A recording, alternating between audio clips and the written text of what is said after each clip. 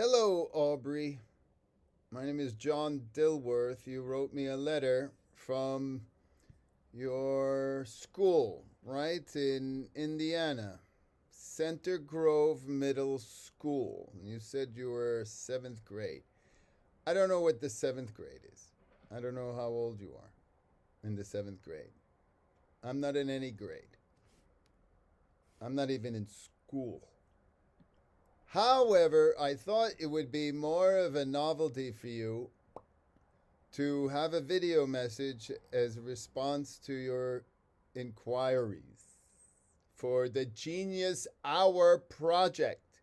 Very delighted to be part of your Genius Hour project. Genius Hour. Does that mean I have an hour to answer your three questions? Probably not, but I'm going to take a brief moment to answer them. And what was the first one? Do you need to know how to draw to be a good animator? That's a complex question because I do not know your context. What do you mean by a good animator? Now, you could say there are masters of animation and they are good.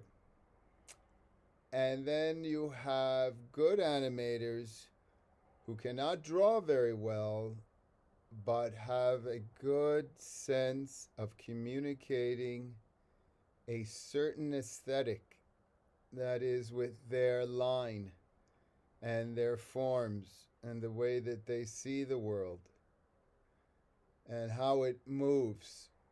And these criteria, these qualities, they go into being a good animator. If you're speaking professionally, where you get a job to animate, the expectations of being a good animator are quite high. So, do you need to know how to draw to be a good animator? As a professional animator, getting employment, doing jobs like drawing all your favorite cartoon characters? Well, if you can't draw your favorite cartoon characters, you won't really be getting many jobs. So you would have to draw.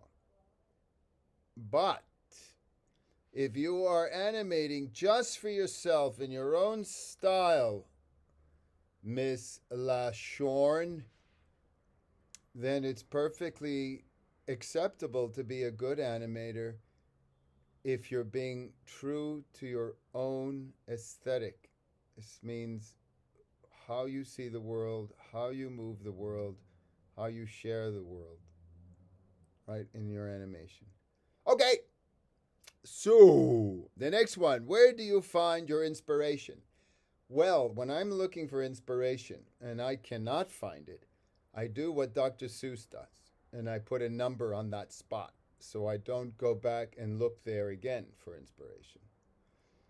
But where do you get inspiration? Inspiration is everywhere, right? I guess you take it from the sky, from the ether, from your toes, in between your toes.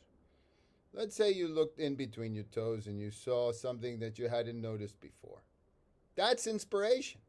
What if this thing you find between your toes has a special color and a form and a texture and even a stink, right?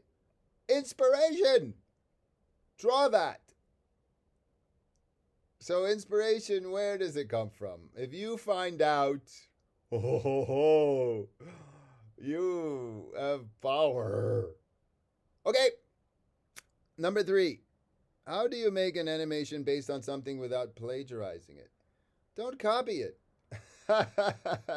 If you didn't create it and somebody else did, you're plagiarizing. What plagiarism is, I think, is that's with writing. When you copy, appropriate somebody else's animation, you're talking about their design, right? A character, right? Or a specific style. And you're doing more than being influenced by it. You're absolutely reproducing what someone else did and claiming it as your own. That I find is too extreme. Somebody like you in Greenwood, Indiana, Miss LaShorn, it's not your world. I don't know why you would be curious about that. Anybody as a fan could draw any character you like, as long as you're not exploiting it and making more money than the creator, right? So your teachers will explain this to you. So that is the 3 questions answered for the Genius Hour project, Miss LaShorn, and I thank you again for inviting me. It is a delight to share what little I know, and I hope it does you no harm and some good. Until next time, stay animated.